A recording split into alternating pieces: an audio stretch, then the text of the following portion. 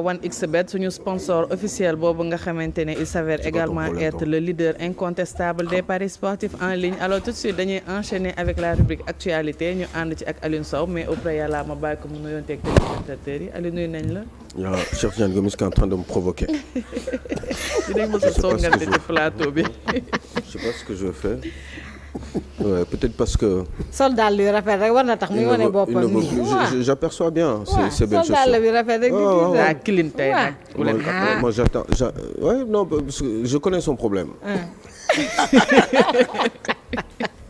waaye dem soobee yàlla di nga respecter sa parole de.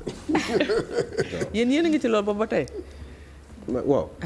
Gomis na génn ci li nga nekk nag ñoom ñaar ma ne man de dinaa respecté sama parole. waaye moom de respecté wul parole am. bu ko jàppee waaye man billahi. kon loolu nag waxtaanu suuf la bu ñu baree waxtaan ko.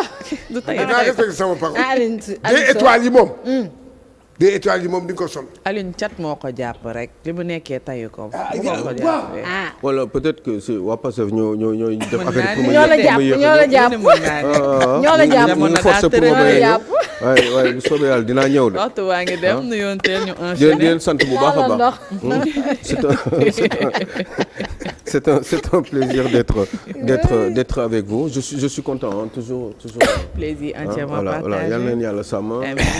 Eva maa ngi lay sant bu baax a baax Cheikh Tidiane Gomis ñu koy ziar Ndeye Mbaye yëg na mbir mi. dafa am leneen lu xew. non li xew. Maroc. waaw. ma ne sa am na ñaari jabar. waxal sa actualité. ah balaa nga fiy juum. ba waa Pastef am fi dëgg sa kaw. am fi dëgg sa kaw voilà. wax nga dëgg de. concentré wu ci li ngay wax. mais wax nga dëgg nag ñaari jabar dafa xew. ñëppay takk jabar léegi. ndax ñaari étoile la ñu am tamit. ñaari étoile ñaari jabar. waaw Sénégal la ko def. mais Ousmane Sonko moom ñaata la am. ñaar la amoon de. ñaar la amoon ah. ñaar la am de yàgg Gomis yéen a ci des de. yàgg Gomis yéen a ci des de. non moom dinaa takk ñaar moom. man tam dinaa takk ñaar. waaw maa ko wax fi yaa ko wax fi. man dinaa takk boo demee taal nañ bay seetaan noonu de. sa temps mu ngi dem de. garaawul. dafa intéressé. tey la 9 février. man xëgalu ma. waaw nañ jàpp date bi. ziare naa leen bu wér ah Penda Diallo Gueye yàlla nga fi yàgg te wér sama xarit boobu sama sister yàlla na ko yàlla may jàmm. et puis maman Ndeye Thiam aussi nekk fële sa Thiès et puis ma maman aussi ak sama doom yi dégg nga ñu ngi leen di sant bu baax a baax je ne sais pas par où on pourrait. mais daal yi rafet na. torop moom laa koy wax léegi mu naan ma loolu information. ñu zoom daal yi de. am na ñoo xam ne dëkk bi méttiwul si ñoom. yëguñu ko de. am na ñoo xam ne xaalis bi mënoon na ko jàppale étudiants yi de. non mënoon daal de étudiants yi di ma jaal. xanaa mënoon na jaay daal yi mu sol dàllam yu cher mu sol dàllam yu cher yi. Gomis yow. non Gomis da ngay weere nag. yow boo fi waxatee dara ñoom Sonko dinañ la sot. bàyyi ko rek dëkk bi yow bul wax dara waa Pastef yow tout va bien yow. daal yi la El Malick di sol. El Malick yii lay sol daal c'est des pompes à 1000 euros. Aliou macha allah. rafet na trop. Macky su ma si amoon da jël ndax ma mën a tiitaru tuuti dosé waa Pastef waaw te loolu moom daf may neex. Macky Pastef et l'ONU qu'en est-il? Oui, Macky, Pastef et l'ONU. C'est quoi véritablement le problème? Parce que man mbir mi dama doon toog di ci xalaat toute la semaine dernière milieu de la semaine jusqu'en fin de semaine parce que je n'arrive pas à comprendre. Bon ben yow Seydi Gassama ñu ngi ñëw ci yow parce que man xaw ma lan mooy sa problème. J'espère que c'est pas une affaire de Sud hein.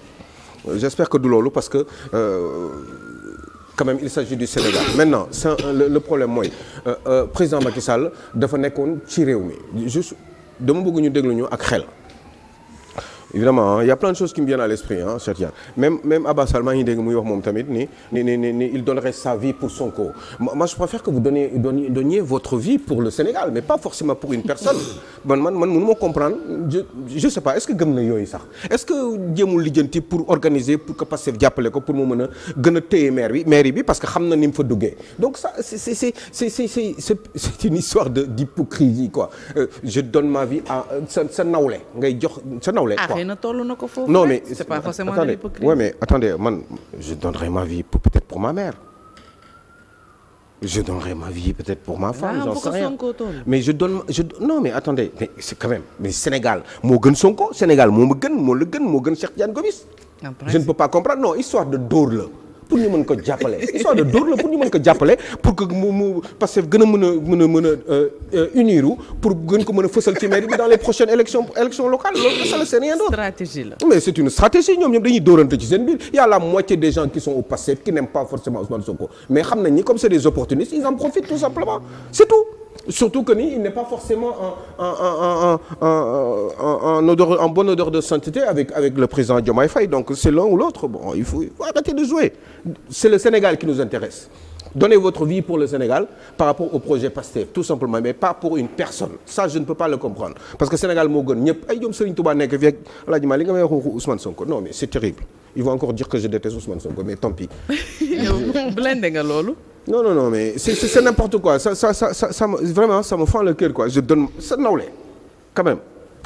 Sa nawle, quoi. Sénégal nekk fi. C'est mignon.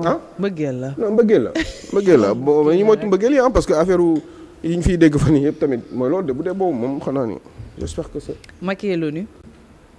Pastef. Macky est l'ONU. Il se passe tellement de choses dans ma tête.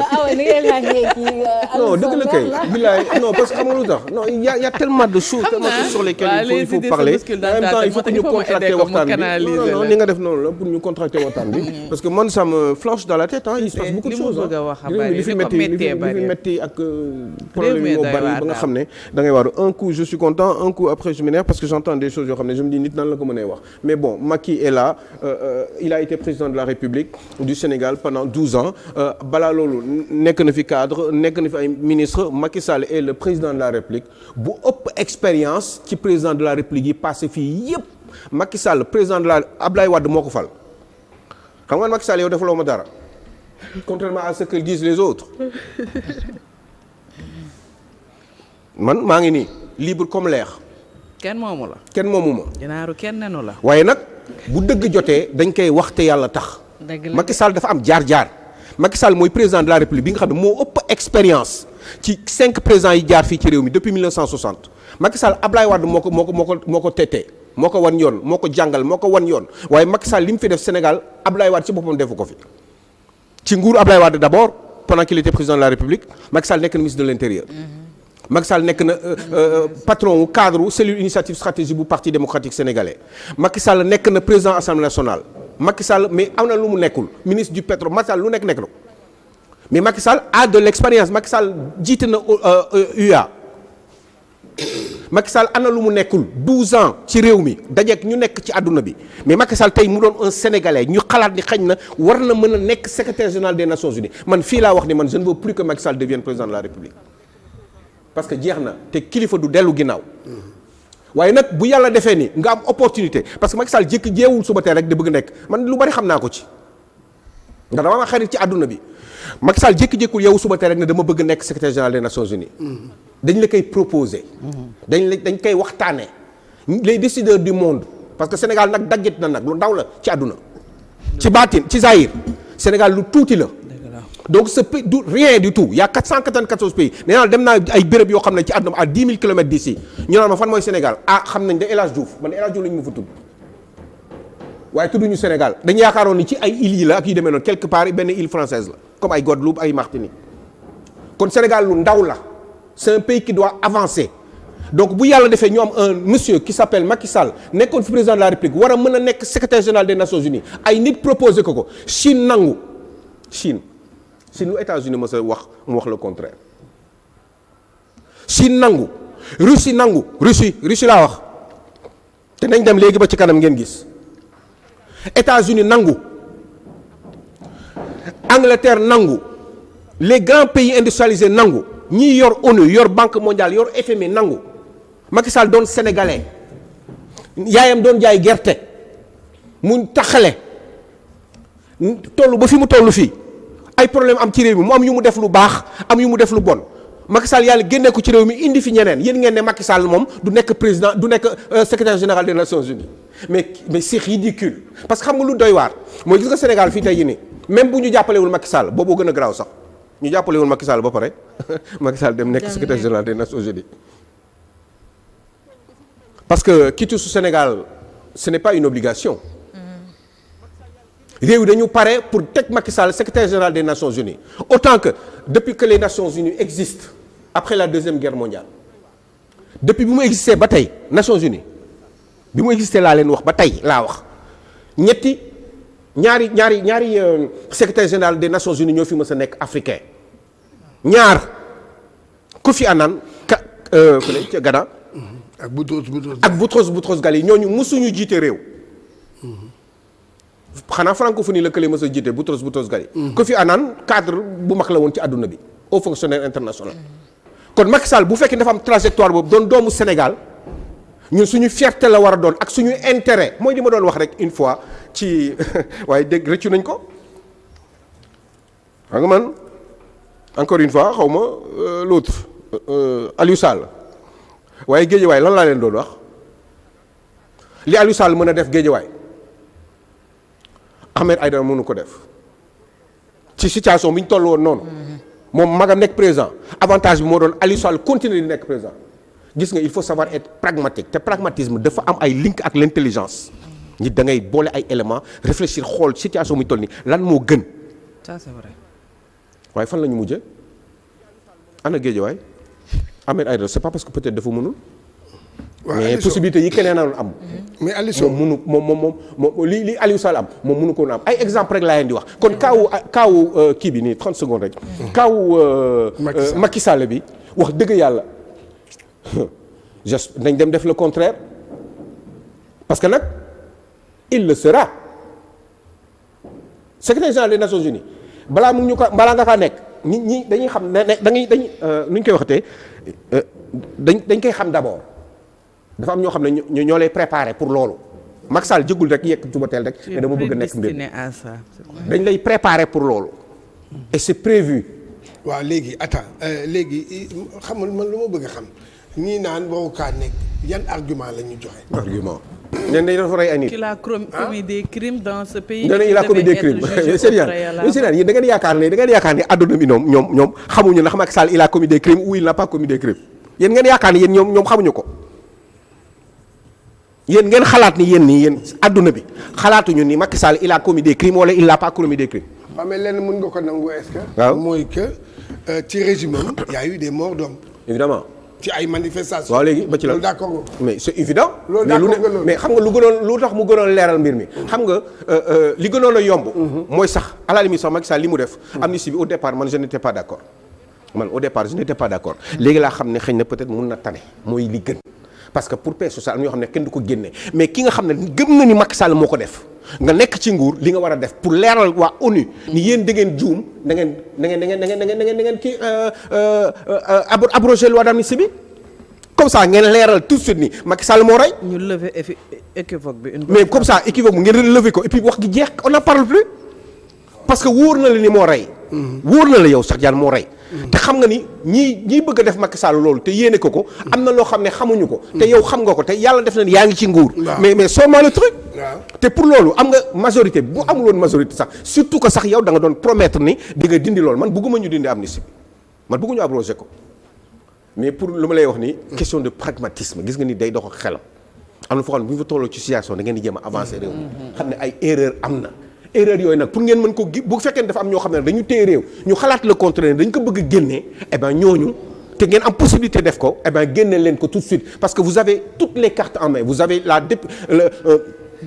une pleine députation si je puis dire am ngeen 131 députés mais génne leen affaire bi en 2 temps 4 mouvements comme ça àdduna yëpp xam ni Macky Sall reykatu nit la mais xanaa wax bi mu jeex.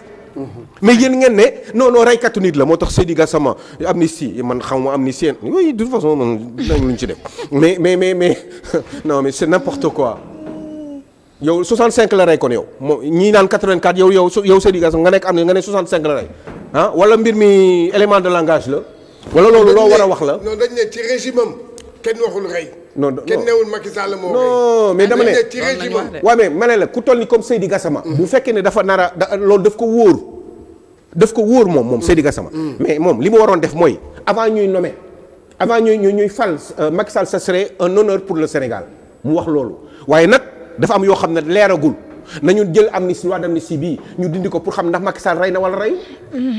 bu ko def loolu sax mooy logique waaye yow da nga ñëw taxaw nga ne ci régime mais ci loolu dafa yomb torop ci régime am léegi on veut savoir est-ce que en quoi il pourrait être responsable ci rey yooyu wala il pourrait même être coupable éventuellement waaye yéen waxu leen loolu ci dara te vous avez toutes les cartes en main pour leeral mbir mi mais leeral leen ko man sax bu boobaa man moo xam ne damaa juum ni Macky Sall mooy reykatu nit yi et puis en ce moment là effectivement je changerai radicalement d'avis parce que man ragaluma changer avis bu ma juumee waaye taxaw naan dafa rey te vous avez les cartes en main mais dindi leen mbir bi mu leer dindi leen ko comme ça on n'en parle plus non mais vous parlez beaucoup léegi nag benn affaire la man dama gëm ni wallahi bu Ousmane Sonko bu nekkoon ci place su Macky Sall bëgg nekk secrétaire général des Nations Unies j'aurais eu exactement la même réaction parce que ak lu ma mënti ñàkk déggoo ak Macky Sall ak lu ma mënti ñàkk déggoo ak Ousmane Sonko ou Diomaye ou quelqu'un d'autre yàlla dafa def ni bu fekkee ni mbir mi pour Sénégal la wax dëgg yàlla da ngeen war a défendre Sénégal après li ngeen war a lijjanti ko ci seen réew loolu mooy dëgg waaye affaire bi dafa mel ni affaire de méchanceté affaire de soxor la Seydi Gassama nag nga xool li muy def yow Bassirou Diomaye Faye yow xam nga li ngay def parce que nag yow yaay président de la République te quand on est président de la République wallahi Cheikh Tidiane Gomis tey nekkal président nga xool dootoo xajat ci man parce que lu bari yow li la doon ñàkk leer wala nga ciy dute yow da nga koy téye carte en main. Bassirou Diomaye Faye xam na kan moo rey Bassirou Diomaye Faye xam na lépp lu xew lépp laa wax xam na ko lu xew ci biir entre 2019 ak 2021 mi ngi ko xam ak 2024 mi ngi ko xam nag lu bari lu ko leeral woon mi ngi ko leer bi mu nekkee président de la République te xëy na sax Ousmane Sonko xam na ko parce que nag mbir mi war ngeen ko génne wóor ma ni kii reykatu nit la ma nekk ci nguur yor këyit yëpp mais du ma ko génnee wan adduna wan Sénégal wan adduna kii dëgg la mais ba léegi yaa ngeen fi taxaw te pourtant vous aviez promis que loi d'amnistie di ngeen ko abrogé. Ousmane Sonko ñëwaat biir assemblée nationale taxaw biir assemblée nationale ne ñun bëggatuñu dañ koy dindi ku nekk dem wuy ji nañ ko def comme ça Macky Sall sax ñëw wuy ji avant yii di xew. waaye vous ne le faites pas vous continuez à nous bassiner avec toujours les mêmes propos ay dafa rey nit mais kan moo rey. dañuy xam wala ñu bañ a xam. on sait ou on ne sait pas pour savoir nag am na loo xam ne il faut ñu dindi ko comme ça kayit yëpp a ngi fi nag PV yëpp a ngi fi ñëpp te kenn rek am droit rey nag ci réew mu ngi daal. ça c'est. da ngeen bu baax lii nag dafa gàtt moo tax mënoon nañu ci wax bu ñu di dama bëgg ñu arrêté li ngeen di def. Macky Sall nekk secrétaire général des Nations Unies xam ngeen lan la mën a def ci àdduna bi lan la mën a amal njëriñ ci Afrique laa wax Afrique lan la mën a amal njëriñ ci Sénégal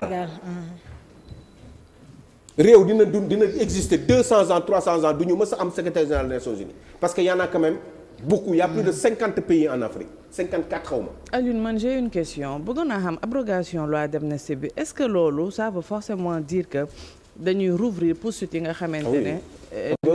était mais lépp la ñu ubbi. lépp la ñuy bi yi nga xamante ne infraction bi était déjà annulée. non oui parce que day leer lépp la ñuy leeral lépp lay leeral waaye amnistie nee na xamatuñu ki defoon musoo def loolu la amnistie di wax. nañu amnistie woon amnistie nee na. amnistie mooy lan mooy yow musoo def. man musuma def keneen musula def képp ku bokkoon ci mbir moomu ci entre 2019 ak 2024 effacé nañ ko on fait comme si de rien n'était que musula xew ci àdduna mooy fàtte. léegi bu ñu ko abrogé. bay bi ñu ko abrogé ñu dellu si waat indiwaat kayit yi. ku ne li nga def. ba lépp day leer.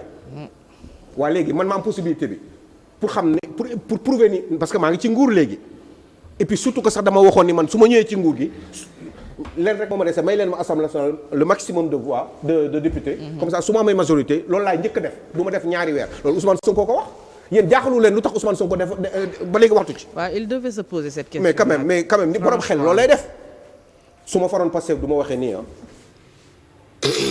man su ma faroon Pastef du ma waxee nii.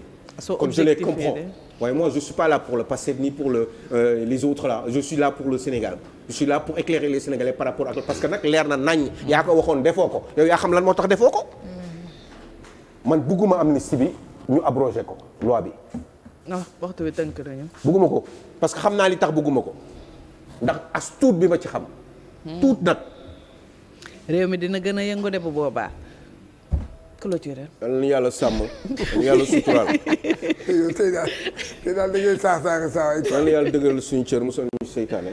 yàlla mosal ñu ci pexe bu noonu. dëgg rek ma tax a jóg nag. fu ma juumee ñëw ne leen ma damaa juum. waxi damay changé. argument dëgg nga teg de. ah bu fekkee ne nag dañ am na keneen fu ma si mën a wax. les arguments en tout cas très logique man d'accord naa.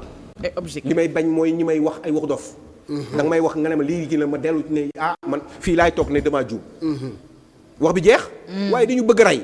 Seydi Gassama Amnesty International war ngeen Amnesty International parce que moom Amnesty Sénégal la représenté. waaye branche su Amnesty International yow loolu la tax a jóg Alioune Tine bravo ah. merci waaw beaucoup vous avez été à la hauteur. merci beaucoup parce que nag li ma wax nii loolu lay xalaat ndax daf ko résumé ci lu gàtt moom Alioune Tine donc félicitations vous êtes de votre niveau waaw yaa ngi ak sa niveau nag Seydi Gassama nag xaw ma lan moo la jàpp. xaw ma lu la jàpp nag yow waroo représenter Amnesty Sénégal fii yow. ci wax boobu ngay wax. amul niveau. yow tam félicitations le Amul temps niveau. était court mais riche en Yow information. am nga niveau. ba je l'espère maa ngi koy jéem a contracté bu ma amoon temps jaxase réew mi. ma xam loolu. kon de bu la taa bala yow am nga niveau. yow am nga niveau. yow am nga niveau. ah man de li may wax bëgg naa am gën a yokk sama niveau waaye nag nañ may corriger ci dëgg. merci ndax nag beaucoup xel laay doxee man. ok. Alioune. yal na yàlla thank you so sàmm. much. très bien travaillé. Hélène ak Awa Sow. 10 sur 10. nekk entre la Suisse je pense à vous. ak on va dire que tu as bien travaillé. 10 sur 10. j'espère et puis Mohamed aussi mon fils. Lii may di leen sant bu primaire baax a baax 10 je sur 10. pense au docteur Souleymane Assou Tu as Diagne. bien travaillé. plus 5 sax au pour son prochain bouquin demain. là docteur Souleymane Assou Diagne yàlla na la yàlla sàmm gis nañ liggéey bi ngay def ci réew mi gis ngeen son nouveau bouquin là dem leen ngeen wuti ko l'économie numérique xam nga titre bi nu mu demee sax il est très bon yàlla na yàlla sàmm et puis yàlla suturaal ñu dëggal suñu ca musal ñu ci pexeb noonu waaw parce que man sama noonu bëgg naa ko xam li may bañ kay mooy noonu bu ma xamul merci moo tax beaucoup. reetaan bu bari sax wóolootuma ko fu may signe yu bari sax wóolootuma bu leen ma signe bañ de dara da ko lal. man ki ma gën a moytu laay gën a bàyyi xel jërëjëf. yàlla na yàlla sàmm Amiin yàlla na yaa yàlla rabbi. suturaal Merci guddi leen fan je Amiin. suis content je suis Eh fier oui, yàlla na la fi yàlla d'être bàyyi. Walfadjri Plaisir sama xel a ngi entièrement ci Sidi partagé. Lamine Niass tey ci fajar gi guddal fan j'allais dire na nga dem ca aljana firdawsi yow Niass Koumba Abdallah ndax yow li may def nii yëpp yow bokk nga ci li tax li si des sama yoon nekku ci On va Donc, marquer on une dit petite qui? pause avant d'enchaîner avec la dernière musique.